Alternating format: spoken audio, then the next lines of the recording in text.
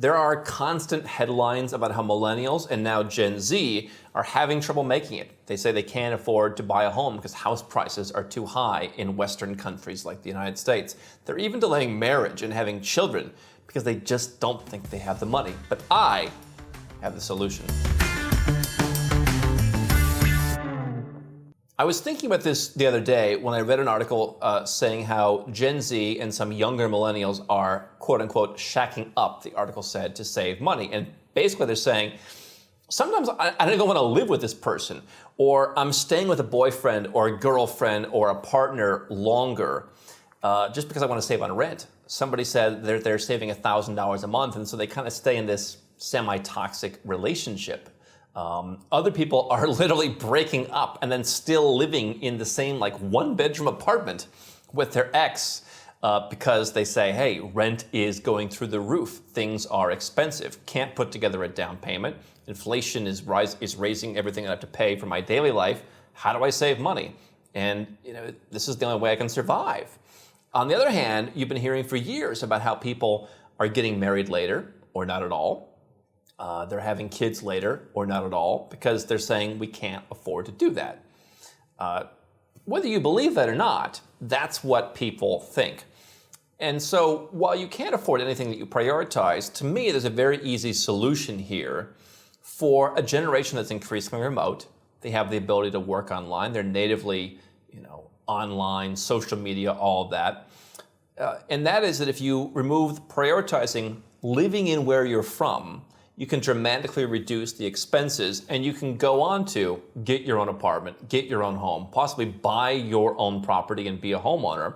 And you can go on and get married and have kids and start your business and do all the things that you say you can't do living in your country. To me, this is the biggest arbitrage opportunity, is living overseas. Now, inflation is affecting a lot of the world the same way, but if you go to a country in Southern Europe or Southeast Asia or South America, the prices were, in many cases, anywhere from 20 to 80% lower than where you live in the first place. So even if inflation is the same or a little bit higher, and in some cases it's actually been lower, but even if it's the same, you're just inflating prices that were already, let's say, half off.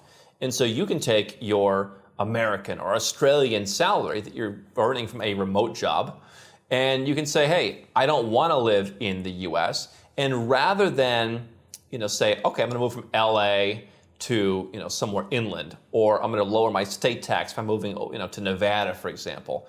The much bigger chunk is going to be moving out of your country. You may, depending on how your job is set up, be able to get some tax savings on that. I mean, not all employment contracts in every country will allow you to save, right? Because if the job is coming from a certain place, there may still be some taxes to pay. And certainly, if you move to many countries like in Southern Europe, they may have reduced rates of tax for employees, but you're probably still going to pay some tax. So being an entrepreneur is still a better bet for moving overseas on the tax perspective. But let me give you an example. If you were to move from New York City to Cyberjaya, Malaysia, now you might say, where's Cyberjaya, Malaysia? It is kind of a suburb of Kuala Lumpur, and it's quite frankly, I don't think that much cheaper than Kuala Lumpur, but it is on the list as 71% cheaper. So basically 29 cents on the dollar is what you will spend to be in Cyberjaya versus New York City. I think if you bumped it up to Kuala Lumpur, which is a city that everyone I know from the United States has come and said, this is better than many US cities. Now you could argue if you're from New York, maybe it's not better than New York, but it is better than many US cities. I'd rather live there than New York. But you're going to save about 2/3, perhaps, on living expenses. I'm talking about lunch for $2.50 or $3 if you'd like. I'm talking about if you want to splurge on a fancy dinner, you can do that for $50 or $60 and have something that might cost you $200 in New York. I'm talking about rent in a 2-bedroom apartment that's $500, $600, $700 in an amazing location, and it's decorated to some extent. I happen to think Kuala Lumpur is the best value city in the world if you want a good lifestyle, English-speaking, safe, and an easy path to get in, let's say with a digital nomad visa for $2,000 a month. You can get in and live in Malaysia. But you've got plenty of other cities to choose from in Asia. Colombia is one of the cheapest countries in the world. You may not want to move to Bangladesh or Pakistan or India, which have some of the cheapest places on earth.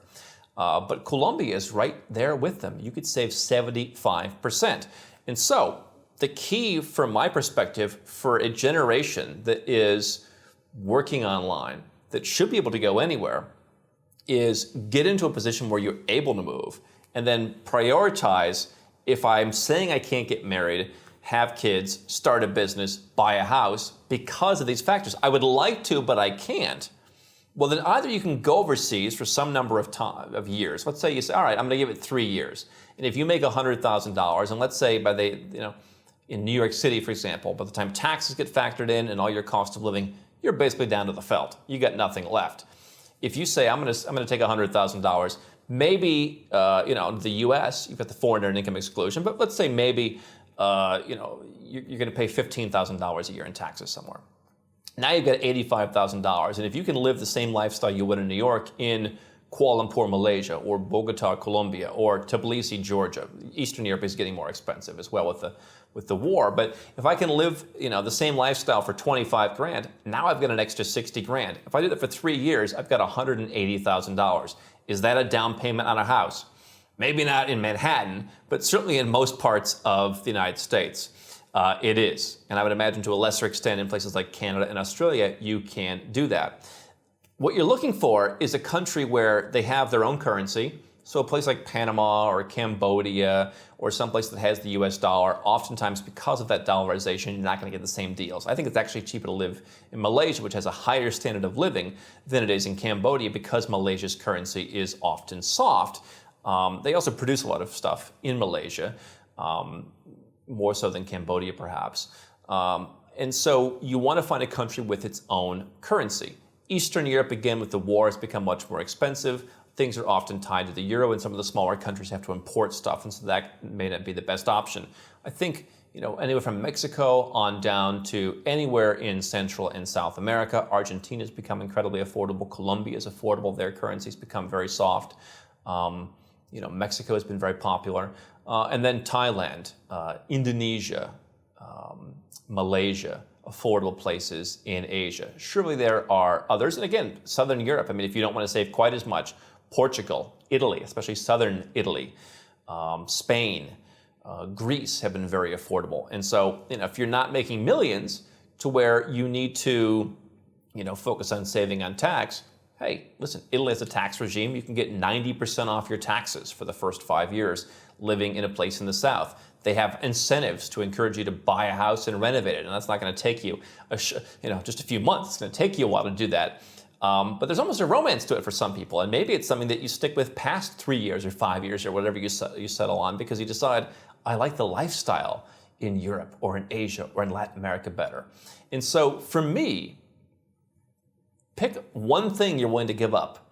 If you want to give up having kids, then fine, get rid of having kids.